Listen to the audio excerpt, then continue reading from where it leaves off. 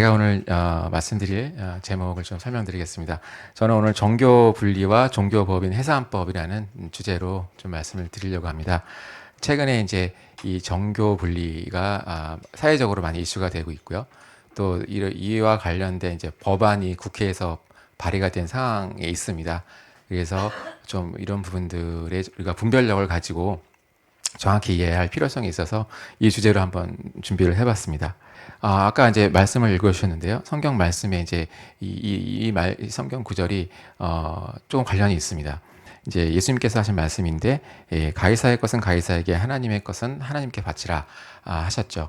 이렇게 우리가 국가에 대해서 할 의무는 또 국가에게 하고, 또 하나님께 해야 될 의무는 또 하나님께 하는 것이 맞다라고 예수님께서 말씀하셔 주셨습니다. 그러니까 국가와 종교는 분리된다는 의미가 들어있죠. 그런데 이 말씀에 오늘 주제인 종교와 정치의 분리로 볼 수가 있느냐. 즉 예수님께서 종교에 대해서는 교회는 아무 얘기하지 말라. 이런 거는 아니라는 겁니다. 근데 이제 잘못된 부분이 들어와 있기 때문에 그런 부분들 오늘 제가 좀 말씀을 드리려고 합니다.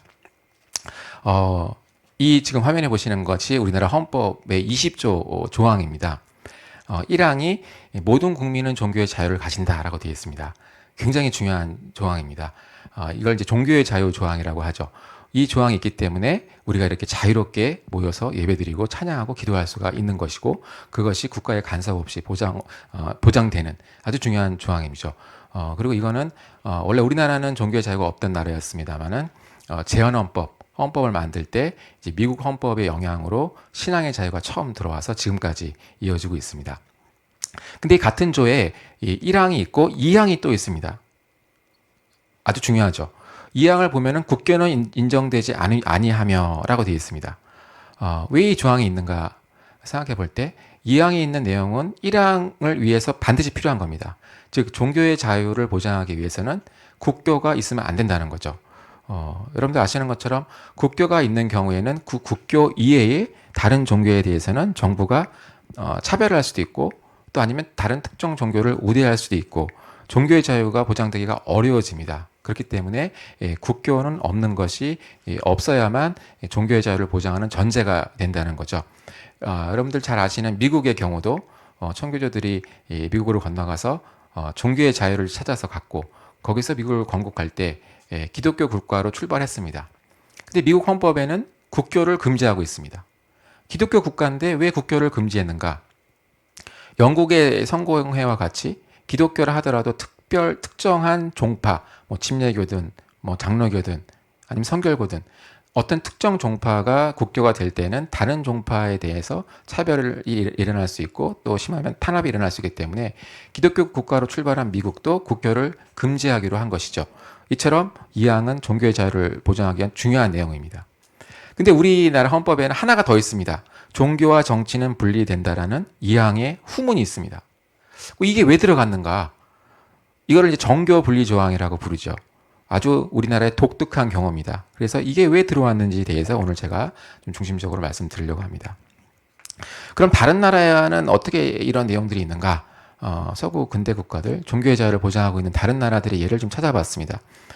여러분들 잘 아시는 미국, 전 세계에서 종교의 자유가 가장 발전한 나라가 미국입니다. 미국의 경우에는 수정헌법 1조에 이렇게 되어 있습니다. 연방의회는 국교를 수립하거나 자유로운 신앙행위를 금지하는 법률을 제정할 수 없다 해서 제가 말씀드린 대로 국교를 금지하고 있죠. 그리고 또한 신앙의 자유를 보장하고 있습니다. 근데 미국 헌법에는 이거밖에 없다는 거죠. 정교 분리가 없습니다. 또 독일, 우리나라는 이제 일제강점기를 겪으면서 독일법을 받아들였습니다. 일본의 영향으로 독일법을 계수했죠. 그래서 우리나라의 법 체계에서는 독일법이 중요한데, 독일의 헌법도 보시면은 140조에서 예전 헌법, 바이마르 헌법 137조를 인용하면서 국교를 금지하고 있습니다. 그거밖에 없습니다. 정교 분리 조항이 있나요, 없나요? 없습니다. 없으면서 오히려 7조 3항은 공립학교, 독일에 있는 공립학교에서는 종교 수업을 정규 과목으로 할 수 있게 되어 있습니다. 우리하고 다르죠. 우리 같으면 뭐 이게 정교 분리 위반이다 난리 났을 텐데, 독일은 헌법에 공립학교에서 종교 수업을 하도록 되어 있습니다. 매우 다릅니다. 다른 나라를 더 보겠습니다. 국교를 금지하고 있는 다른 나라들. 프랑스 경우에도 비종교적이다. 국가는 프랑스는 비종교적이다. 이거밖에 없습니다. 즉 국교를 금지하고 있죠. 스페인도 국교를 금지하고 있습니다. 호주 종교 개설 금지하고 있습니다. 국가가 종교를 만드는 거 안 됩니다. 러시아도 국가 종교가 없다. 갖지 않는다. 그리고 종교단체는 국가로부터 분리된다 되어 있습니다. 브라질도 마찬가지입니다. 자, 그럼 여기서 보신 국가들 중에서 정교 분리 조항이 있나요? 없나요? 없습니다. 자, 그럼 또 다른 국가를 보겠습니다. 이 국가들은 헌법에서 종교와 국가의 분리를 규정하고 있는 국가들의 예입니다. 이탈리아, 카톨릭 교회와 국가는 각각 자기 영역 내에서 독립적이다. 즉 분리하고 있죠. 포르투갈도 교회와 종교를 분리하고 있습니다. 필리핀도 교회와 국가를 분리하고 있습니다. 멕시코도 마찬가지입니다. 여기 있는 국가들, 즉 헌법에 종교와 국가를 분리하고 있는 국가들 중에서 우리나라와 같이 정교 분리 조항이 있는 국가는 있습니까? 없습니까? 없습니다. 자, 그러면 다음 우즈베키스탄, 슬로베니아, 폴란드, 헝가리 마찬가지입니다. 다 헌법에서 종교와 국가의 분리를 하고 있을 뿐, 규정하고 있을 뿐 우리나라와 같이 종교와 정치의 분리를 규정하고 있지 않습니다.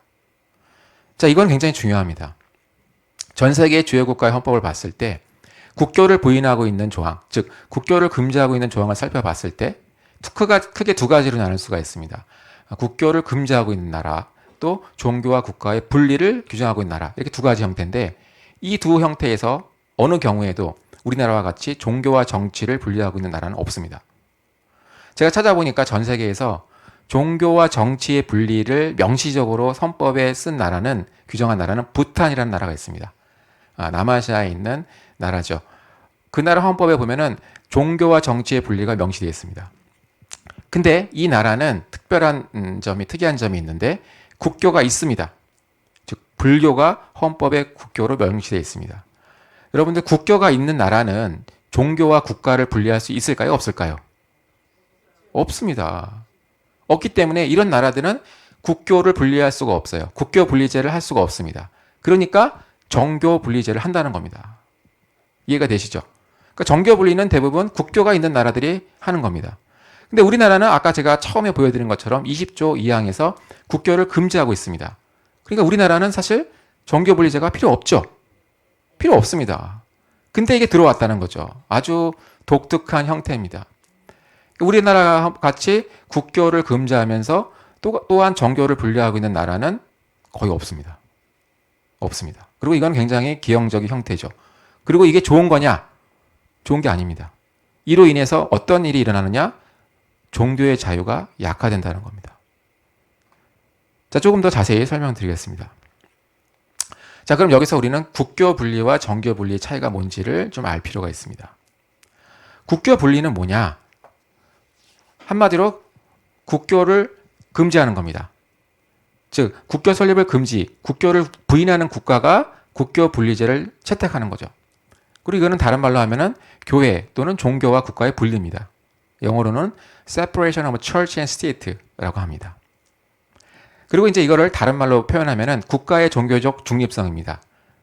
다시 말하면 국가가 특정 종교를 우대하거나 차별하면 안 되는 거예요. 왜냐? 종교의 자유를 보장하기 위한 거죠. 영국의 성공회가 청교도나 다른 종파를 탄압했기 때문에 종교의 자유를 찾아서 미국으로 건너가 건국한 거지 않습니까? 그렇기 때문에 종교의 자유를 보장하기 위해서는 반드시 국가가 종교적으로 중립해야 됩니다. 그래서 서구 군대 국가들은 종교의 자유가 발전하는 과정에서 다 이렇게 종교의 자유 보장을 위한 필수적인 전제 조건으로 국교를 금지한 거죠. 그러나 국교를 금지한다고 해서 종교계의 정당을 만들지 못하는 건 아닙니다. 그거하고는 전혀 관계가 없습니다. 서구에 보면 많은 예가 있죠. 독일의 기독교 민주연합이나 바이에른 기독교 사회연합 같은 기독교계 정당이 존재하고 있습니다. 이들 정당은 심지어 집권 여당이기도 했습니다. 스위스의 기독교 인민민주당, 오스트리아 기독사회당, 후신인 국민당 다 기독교계 정당이었는데 국교 분리하더라도 이렇게 기독교계 정당 만드는 거는 아무 문제가 없다는 거예요. 즉 종교의 정치 참여는 금지되지 않는다는 겁니다. 그런데 이에 반해서 정교 분리는 뭐냐? 국교를 인정한 국가가 채택하는 것이 정교 분리제입니다. 당연하겠죠. 왜? 국교가 있으면 국가와 종교를 분리할 수 없기 때문이에요. 그래서 정교 분리라는 용어를 쓴다는 겁니다. 그리고 영어로는 separation of religion and politics라고 합니다. 국교가 있으면은 아무래도 국교인 종교와 정치가 유착되는 문제가 생길 수 있기 때문에 필요한 성도 어느 정도 인정할 수 있겠죠. 그리고 국교가 있는 국가들 중에서는 정교 분리제를 하는 나라도 있지만은 이슬람 국가 같이 아예 재정 일치제를 하는 나라가 있습니다. 여러분들 잘 아시는 이슬람 국가들은 최고 정치 지도자가 최고 종교 지도자를 겸직하죠. 재정 일치 국가입니다. 종교 일치제입니다. 이렇게 하는 나라도 있습니다. 반면에 이제 정교 분리제를 하는 나라들도 있다는 거죠. 그래서 이거는 정치의 종교적 중립성과 종교의 정치적 중립성을 다 요구합니다. 그리고 심지어 정치와 종교는 분리된다. 관계가 차단된다라고 얘기를 하지만 현실적으로는 불가능합니다. 그러니까 정교 분리제라는 거는 말은 정교 분리지만 실질적으로는 현실적으로는 불가능해요. 왜냐하면 우리 삶에서 종교와 정치를 분리한다는 건 굉장히 현실적이지 않습니다. 어렵습니다. 그런데도 이런 나라들은 일단 이런 표현을 쓴다는 거죠. 그럼 전 세계에서 이런 나라들이 있느냐? 극소수가 있습니다. 오늘 제가 설명드릴 건데 대표적으로 일제시대 때의 대일본 제국 헌법이 그랬고요. 패전 후 일본이 헌법을 바꿨는데 그것도 역시 마찬가지입니다. 일본국 헌법, 그리고 부탄왕국 헌법, 그리고 대한민국. 이 정도밖에 없습니다. 그러니까 굉장히 소수라는 거죠. 자, 그럼 국교 분리와 정교 분리는 어떠한 차이가 있는가? 굉장히 중요한 차이가 있습니다. 국교 분리의 대표적인 나라는 미국이죠. 그리고 정교 분리는 일본입니다. 어떤 차이가 있는가? 종교의 정치 참여에 대한 규제 제한 봤을 때 미국은 규제하거나 제한하지 않습니다. 일본 규제합니다. 일본은 지금 현행 헌법에서도 종교 단체의 정치 권력 행사를 금지하고 있습니다. 왜 그러는가? 여러분들 잘 아시는 것처럼 일본에는 천황제가 있죠. 천황이 누군지 혹시 아십니까? 네, 천황은 일본의 태양신의 자손이죠. 그리고 일본 신도의 최고 제사장이 천황입니다. 그런 천황제를 유지하고 있기 때문에 일본에서는 종교 단체의 정치 권력 행사를 금지가 들어갔다는 거죠, 헌법에. 자, 그 다음에 중립적 일반적 법규제에 대한 종교적 면제입법. 이거 좀 어려울 수도 있는데 이 얘기는 뭐냐면은 특정 종교를 대상으로 하지 않고 모든 국민에게 적용되는 법률이 있죠. 근데 그런 법률이 어떤 특정 상황에서 종교 단체에게 부담을 줄 수가 있습니다. 그럴 경우에 면제를 해주느냐 안 주느냐 그거의 문제인데 미국 같은 경우는 면제를 해줍니다.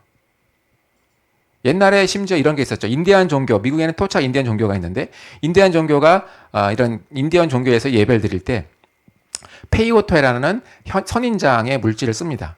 그 물질이 뭐냐면 약간 마약 성분이 있는 거예요. 그러다 보니까 마약관리법 위반이 됩니다. 그러죠. 그러니까 미국에서 마약을 하지 못하는 거를 뭐 모든 사람이 다 적용하지 않습니까? 종교를 대상으로 한 건 아니에요. 그러나 그 법이 특정 상황에서 특정 종교, 인디언 종교의 종교 예식에 금지하는 역할을 하게 된다는 거죠. 그러니까 미국에서는 그럴 때 예외를 인정해 줍니다. 놀랍지 않으세요? 이 정도로 종교의 자유를 보장해 준다는 겁니다. 근데 일본은 어떤가? 당연히 안 되죠. 일본은 20조 1항에서 헌법에서 종교단체에게 특권을 주는 걸 아예 금지를 해놨습니다. 그러니까 지금 일본은 거의 국가 신도, 옛날 일제시대 때 국가 신도, 지금은 신도죠. 그 신도가 국교나 준국교에 해당하는 지위를 가지고 있습니다. 그래서 이제 이런 걸 넣었다는 거죠. 넣었습니다. 그럼에도 불구하고 여전히 신도에 대해서는 특혜가 되고 있습니다. 헌법엔 들어가 있지만 사실 현실적으로는 아니라는 거죠. 그래서 이제 들어가 있는 겁니다. 그 다음에 종교단체에 대한 비종교적 목적의 재정 지원. 이건 뭐냐면 종교단체를 할지라도 사회적 활동을 많이 하지 않습니까? 뭐 우리 교회도 구제도 하고 봉사도 하고 하죠. 또 종교단체에 세운 학교들이 있습니다. 미션 스쿨들, 기독교 대학들, 공교육에서 역할을 하죠. 그렇기 때문에 종교단체라 할지라도 공익적인 목적의 활동을 할 때에는 얼마든지 국가가 그에 대해서는 재정 지원을 할 수 있다는 겁니다. 그렇죠. 그럼 문제 없습니다. 미국에서 당연히 문제 없죠. 그러나 일본은 안 됩니다. 89조에서 아주 명시적으로 어떤 종교든지 정부의 재정 지원을 할 수 없게 되어 있습니다. 그리고 예외가 없어요. 이렇게 다릅니다. 결정적인 차이는 국교가 있냐 없냐죠. 미국에는 국교가 없습니다. 아까 보여드린 대로 수정헌법 1조에 국교가 없죠. 일본에는 예전에 천황이 있었죠. 천황이 국교였습니다. 천황제를 하면서 국가 신도였죠. 그리고 헌법을 바꿨음에도 불구하고 천황제를 없애지 않았습니다. 지금도 있습니다. 그리고 일본에서는 어마어마한 특권을 주고 있죠. 일본에서 천황이 바뀔 때 여러분 다이오조사라는 제사를 하는 거 아세요? 일본의 천황을 국가제사장으로 등극하는 제사를 합니다. 돈이 어마어마하게 들죠. 그 돈을 누가 낼까요? 국가가 냅니다. 그러니까 이렇게 차이가 있다는 겁니다. 근데 우리나라는 아까 말씀드렸듯이 국교가 없습니다. 정교 분리를 할 하등의 이유가 없죠. 그런데 정교 분리를 하고 있는 아주 이상한 상황이 있다는 겁니다. 자, 그럼 우린 여기서 그럼 왜 도대체 우리나라는 정교 분리를 하고 있지라는 거를 생각해 봐야 됩니다. 다시 미국으로 돌아와서 미국을 말씀드리려고 하는데 미국이 왜 중요하냐? 제가 처음에 말씀드린 것처럼 우리나라는 조선시대 때 또 그 이전부터 종교의 자유라는 개념이 없었어요. 그렇죠? 그래서 외국의 선교사님들이 왔을 때 많이 순교하셨다는 겁니다. 그럼 우리나라가 종교의 자유가 언제부터 생겼느냐? 해방 이후 미 군정기를 겪으면서 종교의 자유가 들어왔습니다. 미 군정청이 우리나라에서 헌법을 만들 때 미국 헌법을 모델로 삼아서 우리나라 헌법 초안을 만들었고 그게 재헌헌법에 들어가서 우리나라에 종교의 자유가 들어온 거죠. 즉 우리나라의 헌법에 있는 신앙의 자유, 종교의 자유, 또 국교 금지는 어디서 왔느냐? 미국 헌법에서 왔습니다. 그래서 미국 헌법은 아까 보여드린 것처럼 이렇게 국교를 금지하고 있고 또 자유로운 신앙생활을 금지하지 못하도록 헌법으로 하고 있습니다. 근데 미국 헌법에는 종교와 정치의 분리가 있나요? 없나요? 없습니다. 그리고 다만 47년도에 연방대법원에서 소송이 하나 걸렸는데 그때 판결이 나온 게 에버슨이라는 판결인데 거기서 헌법에 있는 국교 금지의 의미가 뭐냐? 그게 교회와 국가의 분리다. Separation of Church and State다 라고 해석을 한 게 유일합니다. 즉 국가와 종교의 분리만 해석을 했다는 거죠. 정치와 종교의 분리는 전혀 미국에는 없다는 겁니다. 왜 미국이 없는가? 여러 가지 이유가 있지만 미국인들의 삶에서는 종교와 정치가 늘 혼합되어 왔습니다. 그렇지 않겠어요? 그 분리할 수가 없습니다. 우리도 마찬가지죠. 여기 보시는 것처럼 토마스 제퍼슨 등 미국의 건국의 아버지들이 위험을 무릅쓰고 메이플라워라는 배를 타고 미국에 와서 미국이라는 나라를 세웠죠. 종교의 자유를 찾아서 와서 세웠습니다. 그럼 그런 국부들이 종교와 정치의 분리를 원했을까요? 아닙니다. 기독교 국가가 되길 원했는데 종교와 정치를 분리하려 했을까요? 전혀 아니라는 겁니다. 자, 두 번째, 여러분들 잘 아시는 미국의 유명한 대통령 계시죠? 에브라함 링컨 대통령이 노예제를 폐지했습니다. 근데 왜 노예제를 폐지했죠? 그분의 신앙입니다. 성경적 가치관에 따라서 하나님의 형상으로 만든 인간을 노예로 하면 안 된다는 거죠. 그래서 전쟁까지 하면서 노예제를 폐지한 겁니다. 이건 뭐냐? 종교와 정치가 혼합되어 왔다는 거죠. 자, 마지막으로 마틴 루터 킹 목사님 잘 아시죠? 흑인 민권 운동을 하셨던 그 목사님이 이런 말씀을 하셨어요. 아주 유명한 말씀입니다. 공적 영역에서 신앙에 근거한 주장을 하는 것에 대한 금지를 정당화하는 어떠한 근거도 존재하지 않는다. 자, 이 세 가지만 보더라도 미국은 종교와 정치의 분리를 생각하지 않는다는 겁니다. 전혀 없다는 거죠. 자, 그러면 일본으로 가보겠습니다. 여기 사진에 보시는 것처럼 제가 아까 말씀드렸던 천황의 등극제 260억 원짜리 제사를 지냅니다. 국가 예산으로 하죠.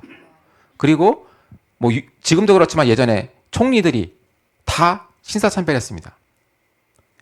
이거 정교분리 위반 아닌가요? 근데 일본은 한다는 거예요. 아직까지도. 이 정도로 신도가 국교에 준하는 지위를 가지고 있습니다. 자, 일본은 메이지 유신을 하면서 헌법을 만들었죠. 그게 이제 대일본 제국 헌법이라는 헌법입니다. 그리고 우리나라가 일제강점기를 당했을 때 조선의 최상위법이 바로 이 대일본 제국 헌법이었죠. 이 헌법 1조를 보면 이렇게 되어 있습니다. 대일본 제국은 만세일계의 천황이 이를 통치한다. 만세일계의 의미를 여러분 혹시 아십니까? 아시죠? 만세일계란 일제 건국 신화에 나오는 이 내용입니다. 즉 뭐냐? 일본은 태양신을 섬기죠. 그 태양신의 자손이 바로 천황이라는 겁니다. 그러니까 천황은 일본에서는 이 당시에 신이었습니다. 살아있는 신, 현인신이라고 부르죠. 그러니까 일본은 신정국가였죠. 헌법에 이렇게 되어 있었습니다. 그리고 3조에 보면은 천황은 신성하여 침해하면 안 된다. 이 천황의 신성에 대해서 누구도 도전할 수 없게 되어 있습니다. 그리고 천황이 주권을 가지고 있었죠. 이 당시에 일본은 주권이 국민에게 없었습니다. 천황이 주권을 가지고 있었습니다. 그리고 이 헌법의 28조를 보시면 이렇게 되어 있습니다. 일본 시민은 안녕 질서를 방해하지 아니하고 시민으로서의 의무에 위배되지 않는 한에서만 신교의 자유를 가진다. 신교의 자유라는 것은 종교의 자유를 말하죠. 그게 무슨 얘기냐? 일본의 이 당시 일제의 헌법은 종교의 자유가 서구 군대 국가의 종교 자유가 아니었습니다. 무슨 얘기냐? 천황 중심의 세계관을 인정하는 사람만 누릴 수 있는 거예요. 천황의 신성을 부정하거나 천황의 주권에 도전하면은 종교의 자유가 없습니다. 그 얘기는 뭐냐? 국가가 종교의 범위를 정한다는 거예요. 천황의 주권을 인정하지 않는 종교는 종교로 안 할 수가 있습니다.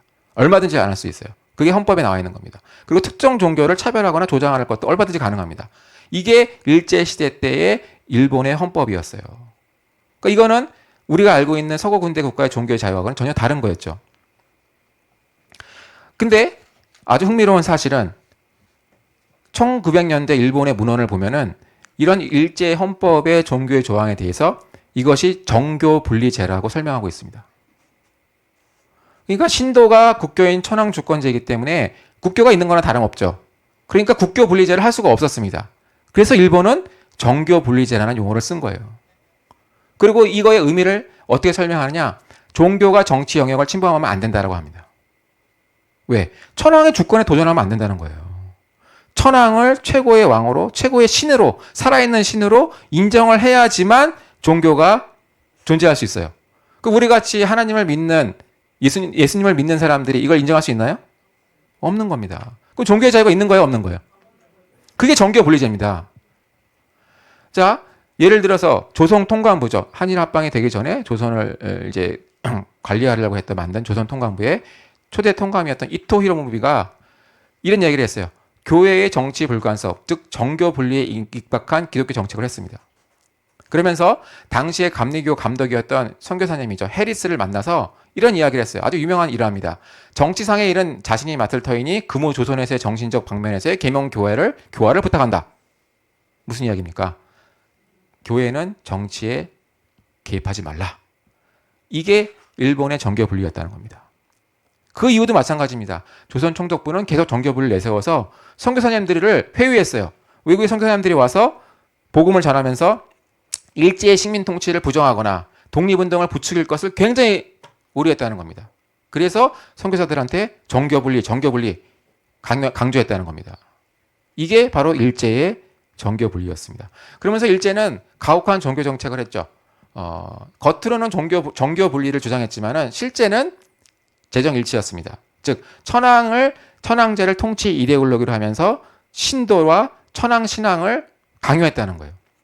그러면서 신도를 국교로 만들려고 했습니다. 그래서 일제시대 때는 신도가 사실상 일본의 국교였죠. 그래서 그 당시에는 굉장히 종교적으로 어려운 시기였습니다.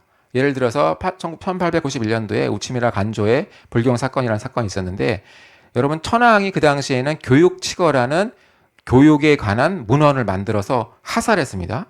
그러면 그 교육치거를 받을 때 최경례를 해야 됩니다. 최경례가 뭐냐면은 그 교육치거라는 문서를 받을 때 허리를 90도로 숙여서 경배를 해야 돼요. 근데 그 당시에 우치무라 간조라는 선생님, 교사가 있었는데 그거를 해야 되는데 머뭇거렸다는 거예요.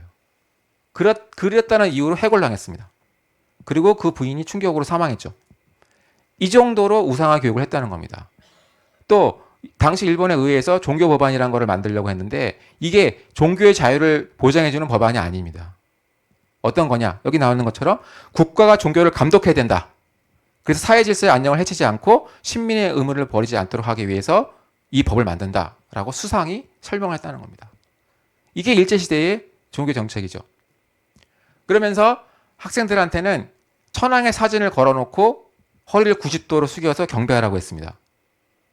이거 어디서 많이 보던 거 아닌가요? 맞습니다. 이 당시에는 거의 비슷했다는 거죠. 그리고 심지어는 종교를 통제하고 이용했죠. 삼교회동이라고 해서 일제가 막 대동아 전쟁을 일으켜가지고 할 때 종교를 동원을 했습니다. 그래서 황제의 운을 좋아지도록 각 종교가 기도해라 했고 또 국군 신장을 위해서 이거는 일본이 전쟁에 승리할 수 있도록 해라. 이렇게 강요했다는 거죠. 그리고 일본은 일제시대 때는 국가가 종교를 정했습니다. 그래서 당시에는 신도, 불교, 기독교만 종교였어요. 그리고 그 외에는 종교를 인정 안 했습니다. 그리고 불법화했어요. 유사 종교라고 해서 우리나라 민족 종교도 다 인정 안 했습니다. 이게 무슨 소리냐? 이단을 누가 정했습니까? 이 당시에. 국가가 정했다는 거예요. 국가가 이단을 정할 수 있습니까? 안 되는 거예요. 그런데 그걸 누가 했냐? 일본이 했다는 겁니다. 일제가. 그러니까 종교의 자유가 없었죠. 자, 그러면서 조선에다가는 포교 규칙이라는 법을 하나를 더 만들었습니다. 그러면서 조선의 종교를 통제했죠. 그래서 신도, 불교, 기독교만 종교로 인정했습니다. 다른 종교는 종교로 인정하지도 않았습니다. 그러면서 일본의 종교를 심으려고 했죠. 물론 이것 때문에 불교, 기독교가 당시에 확산될 수가 있었습니다만은 종교의 자유 측면에서는 굉장히 위험했죠. 그리고 포교 규칙에 따라서는 포교자 자격을 총독에게 신고합니다. 즉 목사님 되려고 하면은 조선 총독이 허가를 받아야 돼요. 또 교회를 세우려고 하면은 7가지 요건을 충족하면서 허가를 받아야 됩니다. 허가를 안 받으면 교회를 세울 수가 없었습니다. 또 매년 12월 말일 기준으로 교인 명부를 신고를 해야 돼요. 왜 그러냐? 독립운동 하나 안 하나 감시하기 위한 거죠.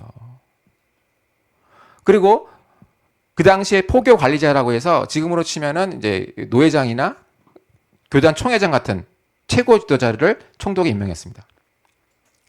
그러면서 이제 또 개정을 하면서 20년도에는 안녕 질서를 문란하게 할 우려가 있는 경우에는 아예 포교소를 해체할 수 있었습니다.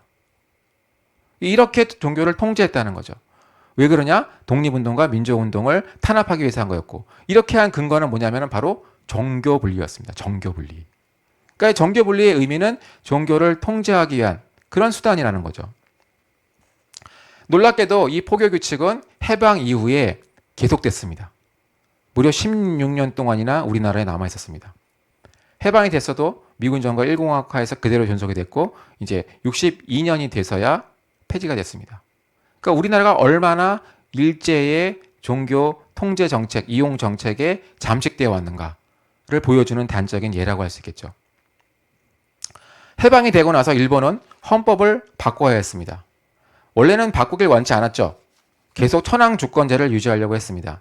그런데 연합군 사령부가 헌법을 개정하라고 권고했죠. 그래서 일본이 헌법 개정 초안을 만들어서 보여줬습니다. 마스모토 안을 갖고 왔는데 바뀐 게 없었어요.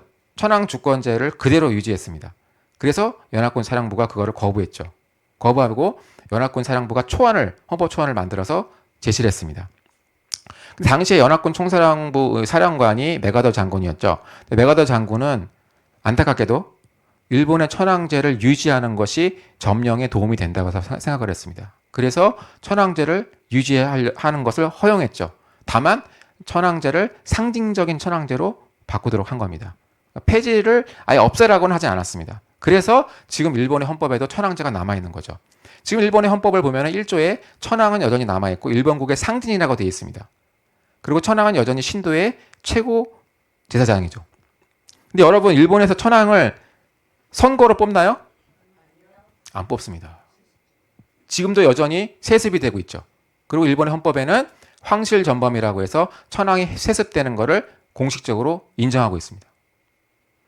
그리고 이제 20조 1항을 보면은 어떠한 종교단체든지 국가로부터 특권을 받거나 정치상 권력을 행사해서는 아니 된다고 되어 있는데, 이 내용은 연합군 사령부가 만든 일본 헌법 초안에 있던 내용 그대로입니다.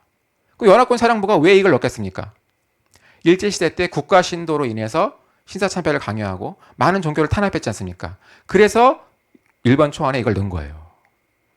그래서 들어간 겁니다. 그리고 또 20조 3항을 보면은 국가 및 그 기관은 종교교육을 하면 안 된다. 어떠한 종교활동도 하면 안 된다. 다 천황제가 있고 신도라는 국가적인 지위를 가지는 종교가 있기 때문에 이런 조항이 필요한 거죠. 그럼에도 불구하고 여전히 지금도 신도는 일본에서 특권을 누리고 있습니다. 여러 가지 국가 제사에서 신도에게 예산을 지급하는 등 밀접한 연관을 갖는다는 거죠. 그래서 일본은 우리하고 다르죠. 천황제가 있고 또 신도라는 아주 국가의 종교와 비슷한 형태가 지금도 유지되고 있기 때문에 아주 독특한 형태고 그래서 헌법에 정교분리제와 국교분리제가 혼합돼서 들어가 있는 겁니다. 일본이라는 종교적 역사적 현실 때문에 그런 거죠. 그런데도 불구하고 지금 여전히 신도의 정교 유착은 계속되고 있습니다. 예를 들어서 여기 보시는 것처럼 츠시 지신제 사건이라는 것이 있는데 일본에 있는 지방자치단체가 공설 운동장을 짓는 거예요. 근데 제사를 지냅니다. 신도의 신관들을 불러다가 제사를 지냅니다. 그리고 그 사례비를 줍니다. 사례비를 누가 줄까요? 국가에서 줍니다. 소송이 걸렸습니다. 이거 정교분리제 위반 아니냐? 소송 걸렸는데 소송 건 사람이 졌어요. 이거는 종교 행사가 아니다. 그냥 역사적인 관행이다. 이런 판결이 나온 거예요. 이 정도로 신도는 지금도 특권을 누리고 있습니다. 또 야스쿠니 신사 참배, 총리들이나 고위 공무원들이 가서 매년 참배하죠. 또 소라치보토 신사 사건은 뭐냐면은 지방자치단체의 건물이 있어요. 우리나라로 치면 시청 건물이나 도청 건물이 있는데 그 건물 옆에 신도의 문, 신도를 상징하는 문을 만들어줍니다. 누구 땅이에요? 국가 땅. 지방자치단체 땅에다가 무료로 쓰게 합니다. 그리고 거기 와서 제사 지내게 해요. 그래서 소송이 걸린 겁니다. 이렇게 일본은 지금도 이런 문제가 있는 겁니다. 그리고 이제 천황이 바뀔 때마다 국가 예산을 투입하고 또 매년 천황이 제사 지내죠. 황실 예산으로 합니다. 이런 일본의 정교 분리제는 신도의 정교 유착에 대해서는 굉장히 관대해요. 그러면서도 타정교에 대해서만 차별을 하는 겁니다. 이 사건이 우리나라에서도 얼마 전에 회자됐었죠. 일본 법원이 통일교를 해산했다. 그러면서 우리나라도 도입해야 된다. 이건 굉장히 위험한 겁니다. 왜? 일본에서는 왜 그러느냐? 신도를 제외한 다른 종교에 대해서는 어마어마하게 차별한다는 겁니다. 그렇기 때문에 이거는 서구 군대 국가의 종교의 자유와 국교 분리 원칙과는 전혀 다른 거예요. 제가 신천지나 통일교를 옹호하는 게 아닙니다. 그런 게 아니라 종교의 자유를 말씀드리는 거예요. 우리가 깜빡 분별을 잘못하면 큰일 납니다. 일본이 이랬으니까 우리도 이래야 된다. 큰일 나는 겁니다.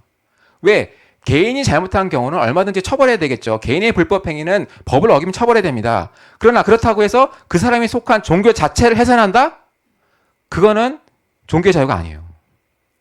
근데 우리는 이걸 잘못 해석해서 마치 이게 좋은 것처럼 또 이거는 기독교에 영향이 없을 것처럼 생각하죠.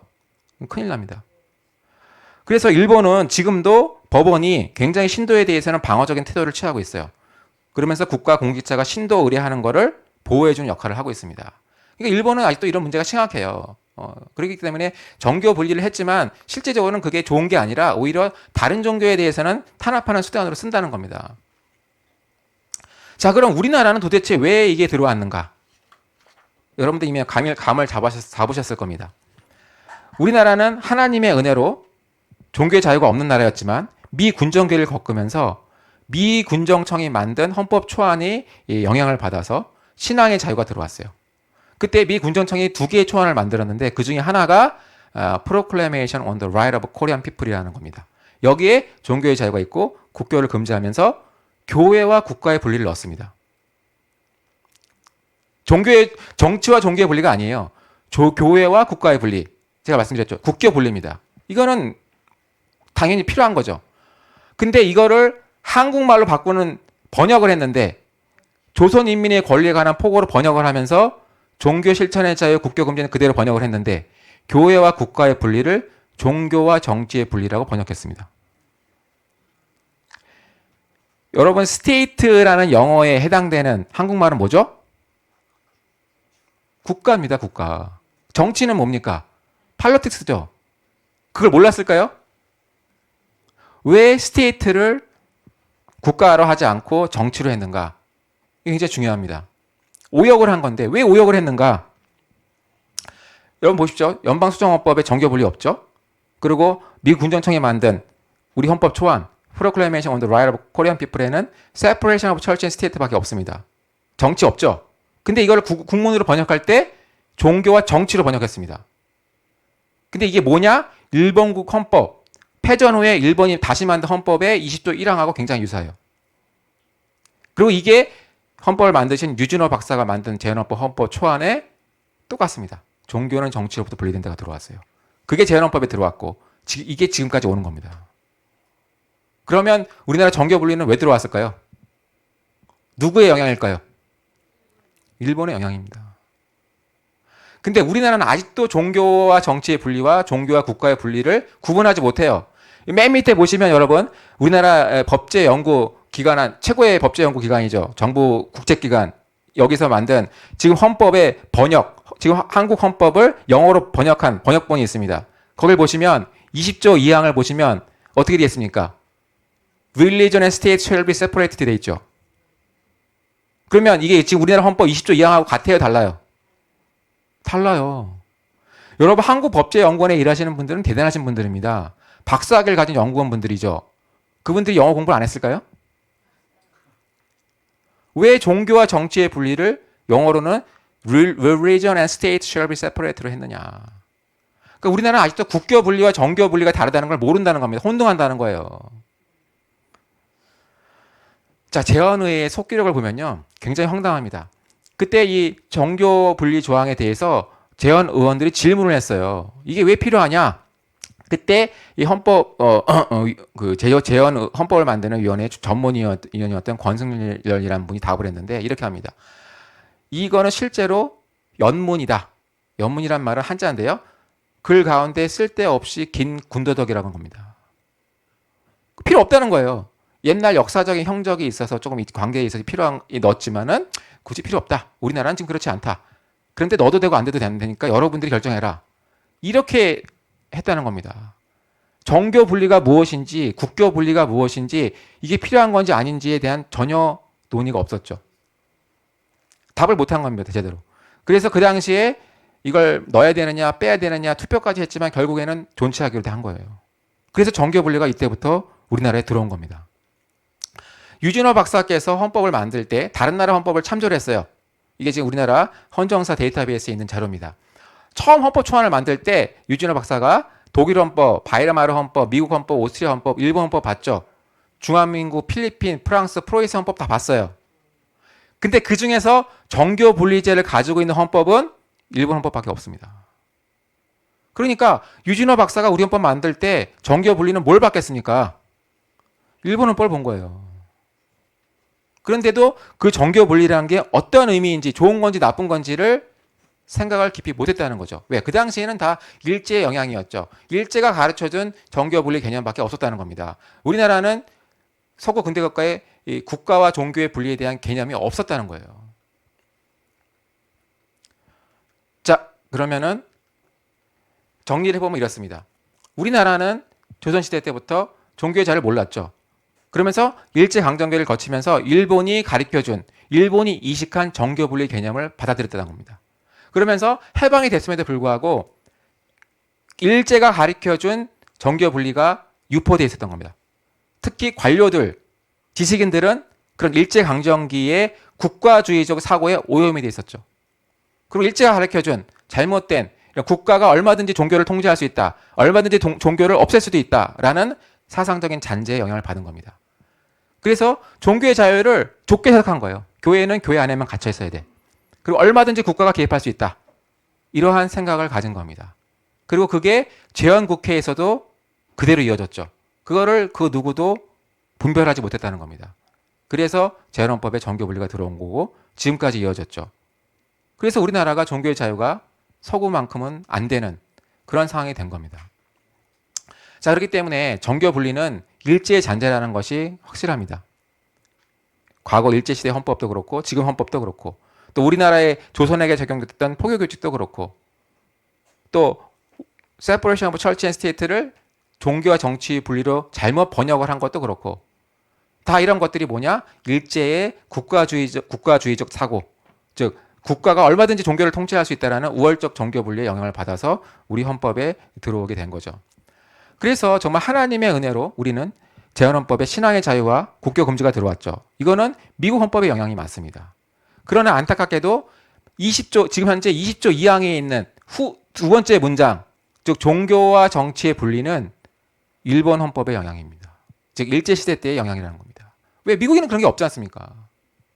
그렇게 된 것이 바로 안타까운 우리의 역사인 거죠. 그래서 우리나라는 이런 일제시대 때 헌법이 정교분리가 들어오면서부터 이 해방 후에도 계속 그것이 영향을 미쳤고 또 포교규칙이라는 것이 62년까지 무려 16년 동안이나 우리나라에 남아 있었고, 그러다 보니까 이런 것들이 지금까지도 남아서 우리나라의 종교의 자유의 발목을 잡고 있는 그러한 현상이 일어나고 있는 겁니다. 자, 그래서 정말 우리가 기도를 많이 해야 될 거는 이것이 언젠가는 바뀌어야 됩니다. 예, 이 정교 분리가 남아 있는 한은 언제라도 악용될 수가 있어요. 우리가 보십시오. 과거 군사 정권 시절에 군사 정권들이 어떻게 했습니까? 정교 분리를 내세우면서 교회는 침묵해라, 이렇게 하지 않았습니까? 일제가 했던 것과 똑같아요. 지금은 어떻습니까? 지금 똑같습니다. 그러니까 정교 분리는 언제라도 어떤 정부에 의해서라도 종교를 탄압할 수 있는 수단으로 사용될 수 있는 여지가, 위험성이 있다는 겁니다. 그리고 지금 많은 지금 사회적인 이슈가 있지 않습니까?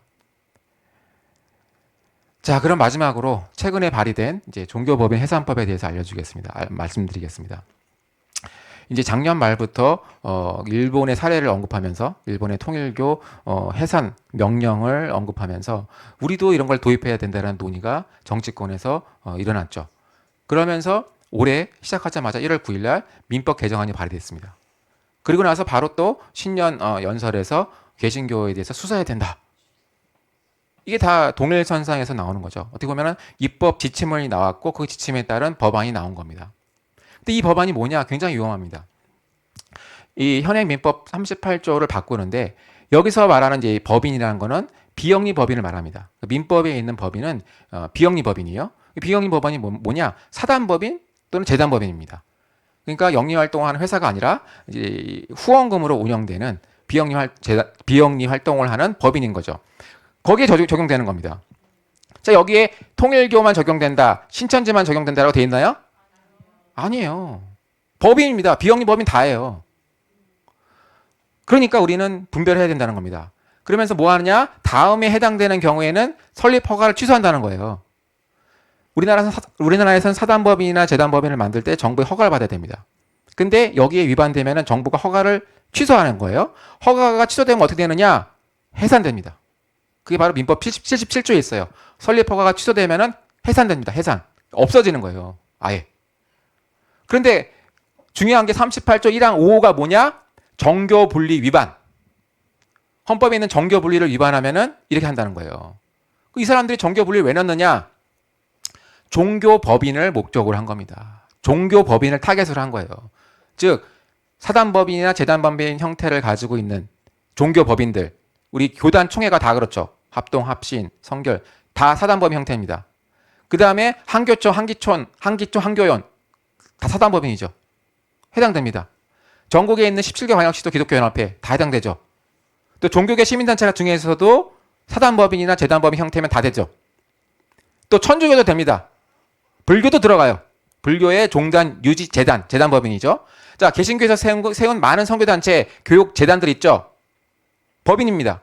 다 해당돼요. 극동방송, 재단법인이죠. 해당됩니다. 이렇게 어마어마하게 많은 거예요. 어마어마하게 많은 종교계의 법인 형태는 다 해당이 됩니다. 그런 법인들이 정교분리 위반하면 해산하겠다는 겁니다. 그러니까 어디 여기 지금 통일교 신천지만 해당되는 말은 없죠. 그리고 이건 황당한 거는 법인의 대표자가 법을 위반할 수도 있죠. 그럼 그 개인을 제재하면 됩니다. 어떻게 그 사람이 속한 전체 종교단체를 없앨 수 있습니까? 이거는 일본이 했던 거죠. 포교 규칙하고 똑같습니다. 이런 게 법안이 나왔다는 거예요. 지금 국회에 있습니다. 자, 그다음에 또 심각한 거는 이런 문제가 생기면 어떻게 하느냐? 수사기관이 아닌 행정청의 공무원이 나와서 해당 종교법인의 장부를, 재정 상황을 다 뒤질 수가 있습니다. 우리나라는 헌법에 영장주의가 돼 있죠. 그러니까 어떤 뭐 공직선거법이든 법을 어겨서 수사의 필요성이 있으면 경찰이나 검찰이 법원에 영장을 신청해서 법원이 합당하다고 여기면 영장을 발부해 줍니다. 그러면 와서 압수나 수색을 할 수 있어요. 근데 이 경우는 그게 필요 없다는 겁니다. 영장이 없더라도 행정청 공무원이 얼마든지 이런 의심이 있을 때는 와서 재산 상황도 보고 장부도 보고 다 볼 수 있다는 거예요.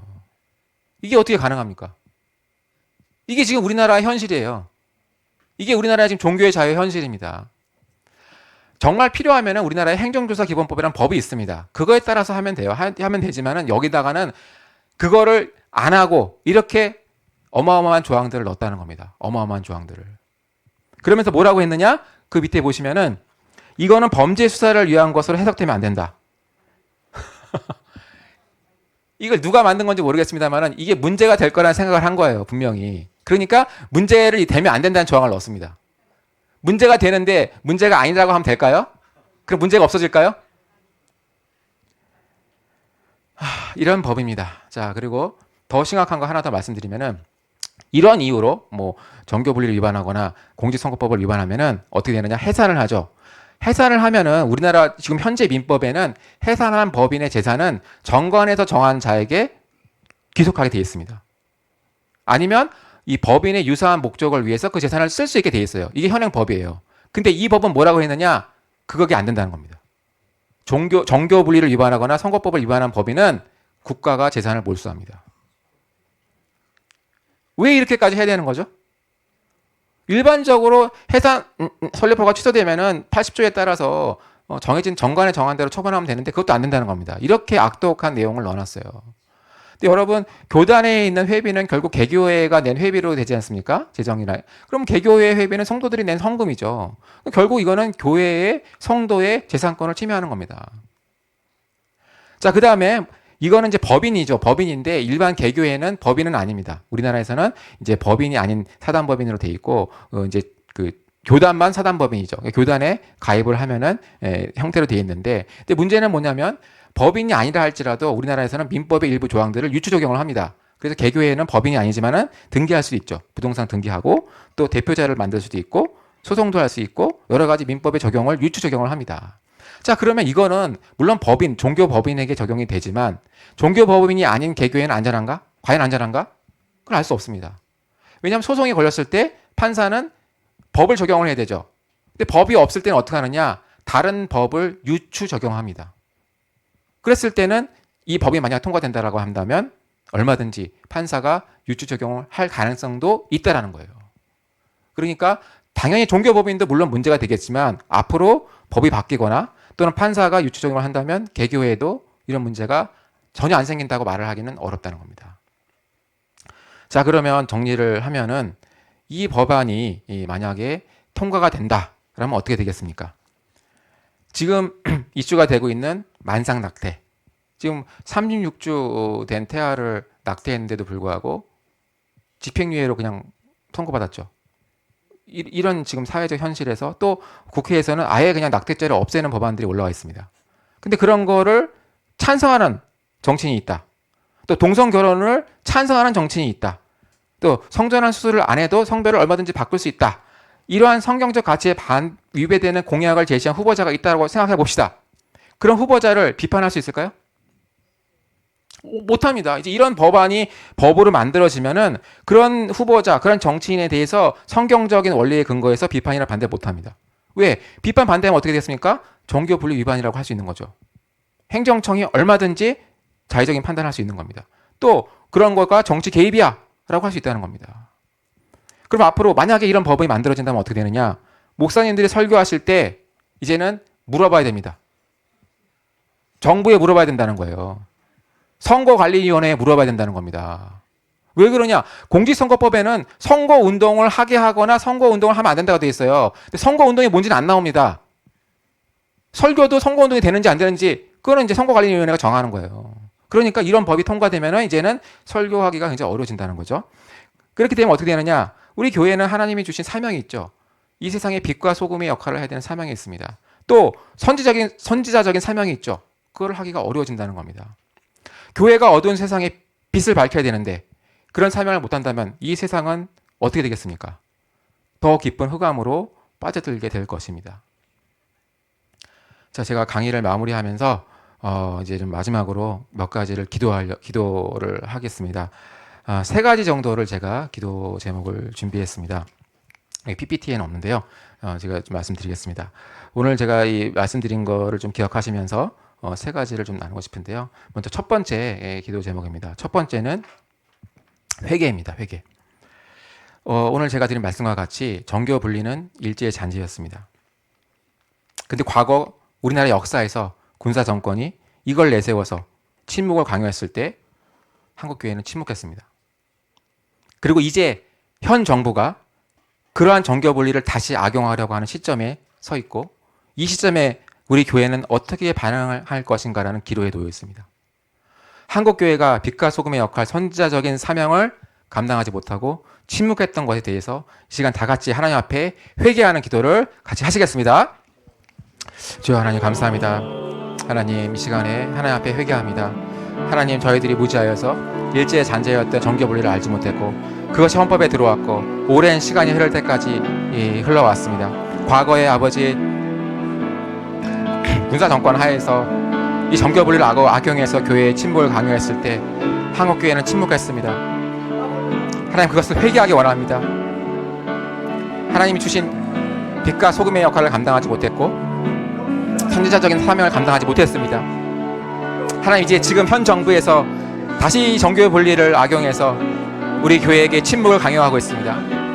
하나님 다시는 과거의 실패를 반복하지 않게 하여 주시옵소서. 하나님이 주신 사명을 감당하는 한국교회가 되게 하여 주시옵소서. 성경에 위배되는 법과 악법과 정책에 대해서 하나님의 성경에 주신 관점에서 목소리를 낼 수 있는 한국교회가 되게 하여 주옵소서. 과거에 실패한 것을 회개합니다. 하나님 돌이키게 하여 주시고 하나님 용서하여 주시옵소서. 우리 한국교회가 다시금 새로워질 수 있도록 하나님 도와 주시옵소서. 역사하여 주시옵소서. 네, 두 번째 기도를 하기 원합니다. 두 번째는 돌파의 기도입니다. 일제강점기와 해방 이후에도 일제 잔재였던 정교분리가 헌법에 들어오는 과정에서 당시의 지식인들과 또 성직자, 목회자, 성도들은 그 실체를 몰랐습니다. 그 결과 전체주의적인 또 국가주의적인 정교분리 개념이 지금도 우리의 헌법에 남아 있습니다. 그리고 그것은 우리나라의 종교의 자유를 억압하고 있습니다. 일제의 잔재인 이것이 청산이 되고 또 올바른 국교 분리 개념으로 회복시켜 주시도록 간절한 기도가 필요합니다. 또한 하나님의 때에 헌법에 있는 정교 분리가 올바른 국교 분리로 개정해 주시도록 하나님의 긍휼을 기도하며 돌파의 기도를 다 같이 하시겠습니다. 주여 하나님 감사합니다. 하나님 저희가 무지하여서 일제의 정교 분리가 어떤 것인지 알지 못했습니다. 하나님 이것이 좋은 것이라고 가르치는 그런 거짓된 가르침에 속았습니다. 지금도 아버지 속고 있는 자들이 많이 있습니다. 하나님 이것을 분별하게 하여 주시옵소서. 그리고 하나님 우리나라에 하나님이 기뻐하시는 종교의 자유가 꽃피울 수 있게 하여 주시옵소서. 그를 위하여서는 일제의 잔재가 반드시 청산되어야 합니다. 아버지 도와주시옵소서.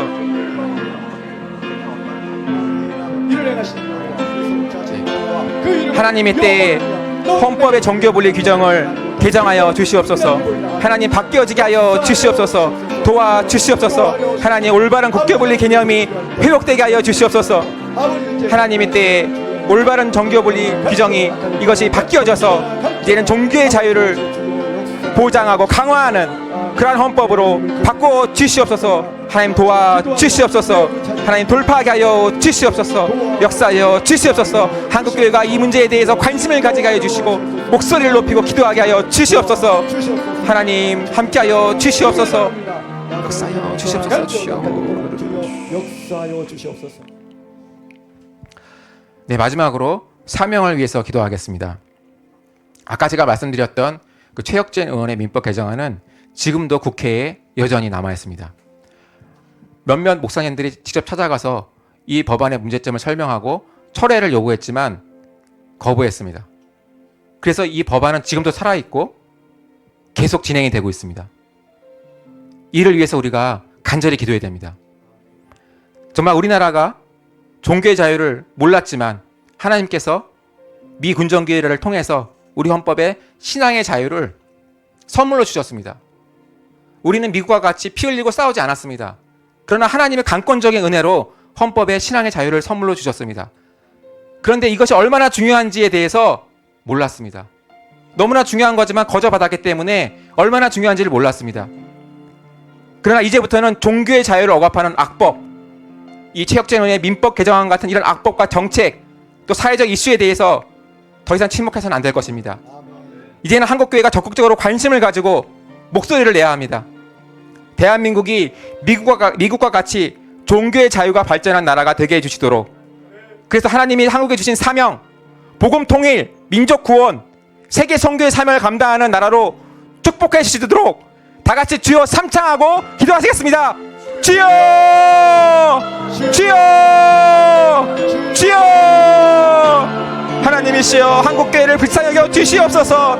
하나님 이 땅에 하나님께서 동교의 자유를 몰랐던 이 나라에 하나님께서 미군정교회를 통하여서 신앙의 자유를 선물로 주셨습니다. 그것이 얼마나 중요한 것인지 얼마나 축복인지 그러나 저희는 깨닫지 못했습니다. 지금까지도 이 동교의 자유가 얼마나 중요한 것인지를 모르고 하나님 부족했습니다. 용서하여 주시옵소서. 하나님 그러나 이제는 한국교회가 깨어 일어나기를 원합니다. 하나님 종교의 자유를 지키기 위해서 하나님 목소리를 내기 원합니다. 하나님 학교를 억압하는 악법과 이 체육진흥원의 입법 개정안 같은 악법들이 발의되고 있고 많은 악한 정책들이 세워지고 있지만 하나님 한국교회가 침묵하지 않게 하여 주시옵소서. 하나님 목소리를 내게 하여 주시옵소서. 하나님 주신 신앙의 자유를 지키기 위해서 온 힘을 다하는 한국교회가 되게 하여 주시옵소서. 그래서 대한민국이 미국과 같이 종교의 자유가 발달하는 나라, 종교의 자유가 강화되는 나라가 되게 하여 주시옵소서. 그래서 하나님이 주신 사명, 복음 통일과 민족 구원과 세계 선교의 사명을 감당하는 대한민국이 될 수 있도록 축복하여 주시옵소서. 구일이 여겨 주시옵소서. 도와 주시옵소서. 역사하여 주시옵소서. 네, 마지막으로 기도하겠습니다. 하나님 감사합니다. 하나님께서 오늘 말씀을 듣게 하신 것은 하나님의 우리나라에 대한 한국교회에 대한 특별한 하나님의 축복과 긍휼하심과 또 계획이 있는 줄로 믿습니다. 비록 상황이 어려운 가운데 있지만 하나님 굴하지 않게 해주시고 한국교회가 깨어 일어나게 하여 주시옵소서. 목소리를 내게 하여 주시옵소서. 종교의 자유를 억압하는 악법과 정책에 대해서 단호히 맞서게 하여 주시옵소서. 그렇게 나갈 때 하나님이 역사하실 줄 믿습니다. 하나님이 바꿔주실 줄 믿습니다. 그래서 하나님이 한국교회에 주신 사명 변함이 없고 그것을 이루실 줄 믿습니다. 하나님 오늘 말씀을 통해 함께 하신 것 감사드리고 예수님의 이름으로 기도하였습니다. 아멘. 감사합니다.